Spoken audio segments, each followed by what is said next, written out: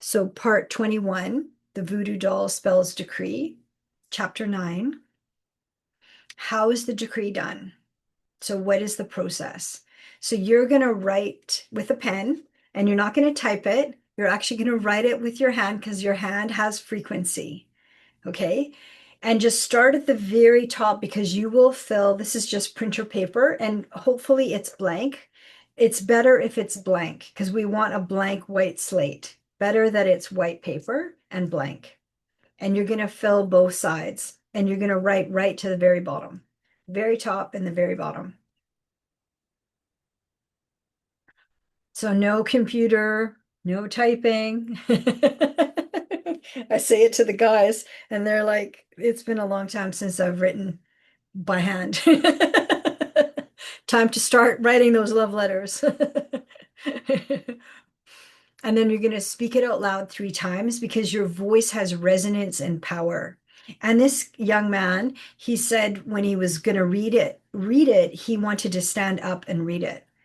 And it looked like he was like in the clouds because he was standing up in front of his window and he was looked like he was in the sky. It was so beautiful. So we're going to burn the decree, this single page, safely. We're going to fold it 3 times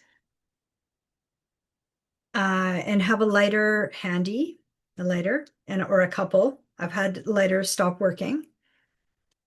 Okay, and we're going to do this safely. And we're going to go into the kitchen. I sometimes go on the balcony as well, but just make sure that none of the ashes fly out like it's happened to me, and then just put them back into the pot. And then you're wanting to hold the piece of paper kind of like this while it's burning. And people have used scissors. If you don't have tongs, scissors, um,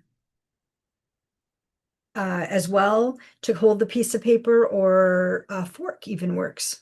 So I've had lots of genius alternatives. And then just notice like when you're burning the piece of paper, like how slow it is, or if there's certain parts that don't burn. And if they don't burn and the lighter stings your fingers, right? That happens a lot. Like I see it as the dark triad, the 3D realm having like a temper tantrum because, this is significant clearing. And then just notice if one part of the piece of paper doesn't burn, and then if the ashes fly out of the pot, and then putting them back into the pot. And people that have done a few decrees with me, they are just like me, like a super detective. They're making sure every bit of that decree is burned because they want this done. They do not want the recursion. And then we're gonna sea salt. This is Antarctic sea salt from one of my favorite places here in Vancouver called Eternal Abundance. And then you're gonna get some salt, and then you're just gonna sprinkle the ash, the paper that has burned to ash. You're gonna sprinkle the ashes with sea salt, and that works as a sealant. And then you're gonna flush it down the toilet, and then rinse the pot, and then flush that water down the toilet, and then do that 3 times. And make sure it all gets flushed because those little tiny bits of ash, that's just one piece of paper. I've seen the ashes hide under the toilet bowl, hide on top of the toilet bowl. So, lift both parts of the toilet up and witness the shifts in your body. The emphasis is on your awareness and your authority. You can write some notes like in a journal as you're writing, but we don't want to keep the contents of the decree. It's not a keepsake. It belongs down the toilet. You have been clobbered by the things that are in the decrees for too long, way too long.